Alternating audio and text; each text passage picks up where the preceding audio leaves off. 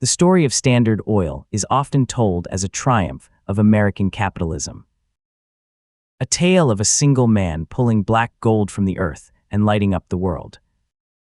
But history is rarely that clean. John D. Rockefeller didn't just build a business, he forged a machine designed to conquer and devour. It was the end of free market chaos and the dawn of ruthless, cold-blooded efficiency.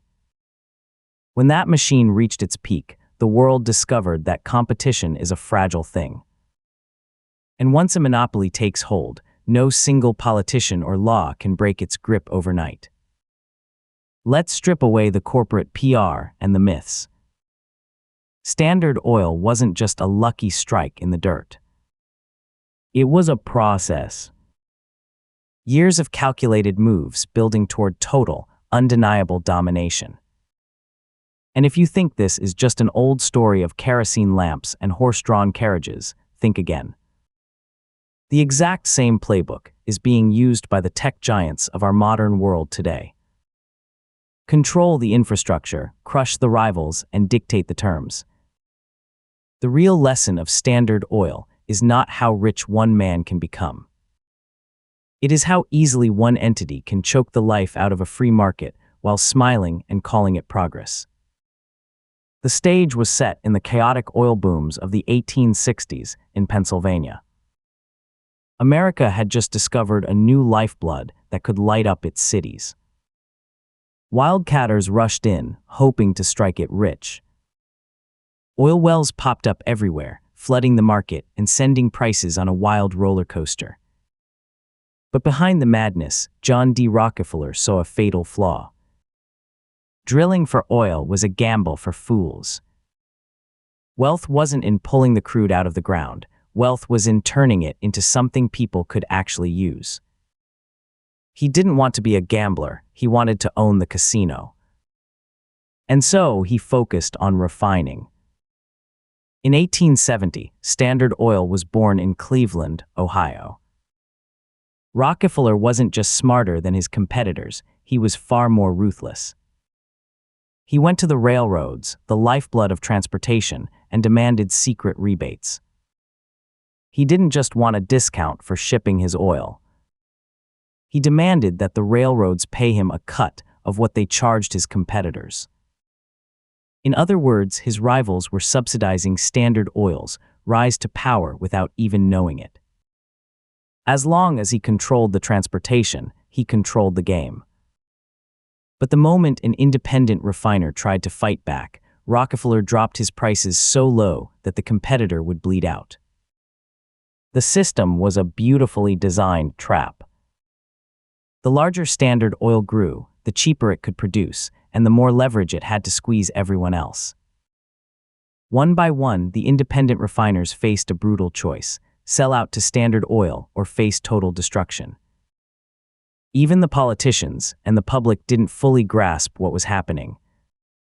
In the space of just a few weeks in 1872, an event known as the Cleveland Massacre wiped out nearly all his local rivals. These men weren't fools. They were seasoned businessmen, but experience is no defense against a predator who holds all the cards. When the system rewards ruthlessness and punishes fair play, even honest men are forced to sell their souls to survive. The warning signs were everywhere.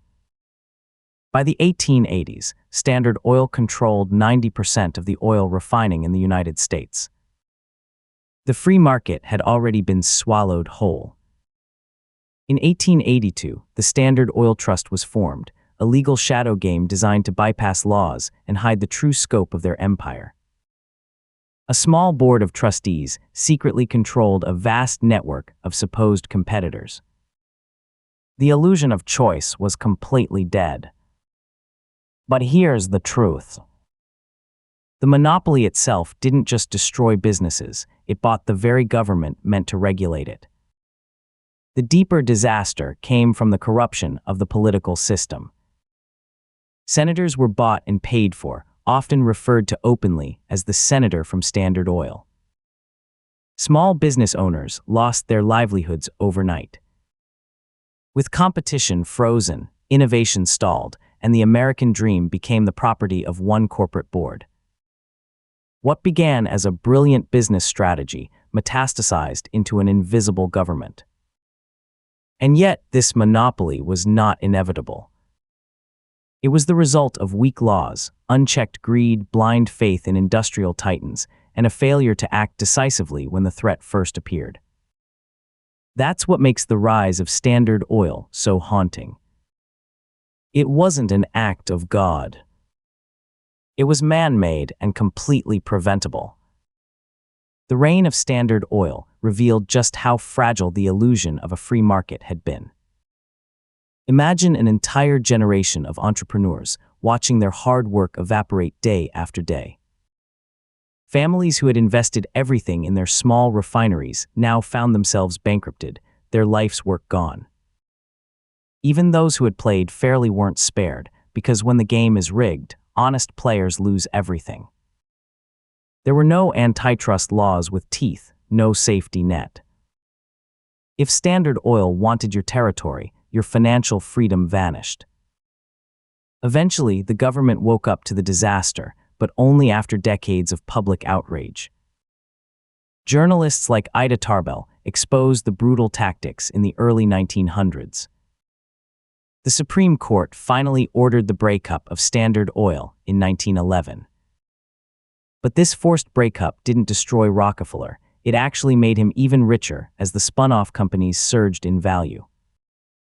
The pieces of that shattered monopoly became Exxon, Mobil, Chevron, and others. These were not just corporate restructurings. They were desperate attempts to restore trust in an economic system that had utterly failed its citizens. The lesson was brutal but clear. Without aggressive regulation, without rules that protect the little guy, the machinery of capitalism eats itself alive. Now step back for a moment. Why does this still matter today? Because the mechanisms that created Standard Oil are not dead. They are part of human nature, and they echo through every massive corporation since. Think of the tech monopolies in the early 21st century, where companies buy up every potential rival before they can even grow. Think of the modern platforms that control the digital railroads, taking a massive cut from every small business just to let them reach their customers. The details change: oil pipelines, search algorithms, e-commerce networks, social media data. But the cycle is the exact same. Control the choke point, eliminate the competition, establish the monopoly, and then hire armies of lawyers to justify it. What's striking is how the very same excuses from the 1880s reappear in every cycle. We are lowering prices for the consumer. We are driving innovation. The market is naturally consolidating. They are mantras of denial chanted by CEOs, lobbyists, and investors who cannot afford to admit that they are building a modern-day trust. The rise of Standard Oil reminds us that the most dangerous words in business history are not about hostile takeovers. They are about efficiency. So what does this mean for us right now? Look at today's digital markets. Access to information, communication, and commerce is controlled by a handful of corporate giants. Trillions of dollars of wealth are concentrated in the hands of a few modern barons. Technology has created new choke points, from cloud computing to app stores. And just like in the 1880s, millions of ordinary people are convinced that the convenience is worth the cost, that the system is benevolent. But history tells a colder story. When power concentrates, freedom disappears, and those at the bottom of the pyramid are the first to be squeezed. The real lesson of Standard Oil is not about oil pipelines or secret rebates. It is about power. The titans of that era, those who controlled the infrastructure, survived the antitrust laws and grew even stronger. The vulnerable, those who trusted in a fair fight, who relied on an open market without safeguards, were destroyed. That same dynamic plays out in every era. Which side of that equation you fall on depends on one thing: seeing the board clearly. And this is where the story connects to you directly. Ask yourself if a few companies control all the information you see, the products you buy, and the software you run, how free are you? Would you be the naive wildcatter of 1870, trusting the market to protect you right up until the moment you are crushed? Or would you be the citizen who understood that a rigged game disguised as progress is still a rigged game? History doesn't repeat, but it rhymes with a cruel consistency. The names of the companies change, the resources evolve, but the psychology is constant. Ambition, consolidation, power, and monopoly. The rise of Standard Oil explained without the corporate spin is not just a chapter of industrial history. It's a mirror held up to our present moment.